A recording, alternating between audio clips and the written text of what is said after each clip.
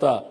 నేను ఒకటే చెప్తున్నాను, నాకు కావాల్సింది గొడవలు కాదు, నా జాతి ప్రయోజనాలు, తెలుగు జాతి ప్రయోజనాలు, నన్ను ఎన్నుకున్న ఆంధ్రప్రదేశ్ రాష్ట్ర ప్రయోజనాలు ఎట్టి పరిస్థితిలో ముందుకు తీసుకుపోతారని మరొక్కసారి హామీ ఇస్తున్నా. అదేవిధంగా నిన్నమన్న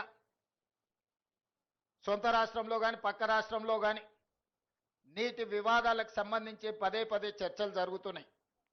నేను ఈ వేదిక మీద నుంచి ఈ రాష్ట్రంలో ఉండి పక్క రాష్ట్రంలో రాజకీయ పార్టీలలో ఉన్న ప్రజాప్రతినిధులకు ఒక సూచన చేయదలుచుకున్నా, ఒక విజ్ఞప్తి చేయదలుచుకున్నా.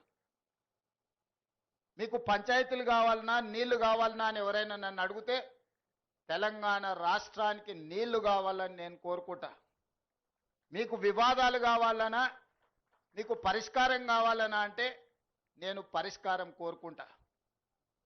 నీళ్ల వివాదం ముసుగులో రాజకీయ ప్రయోజనం పొందాలి అని మా ప్రభుత్వం, మా పార్టీ భావించడం లేదు.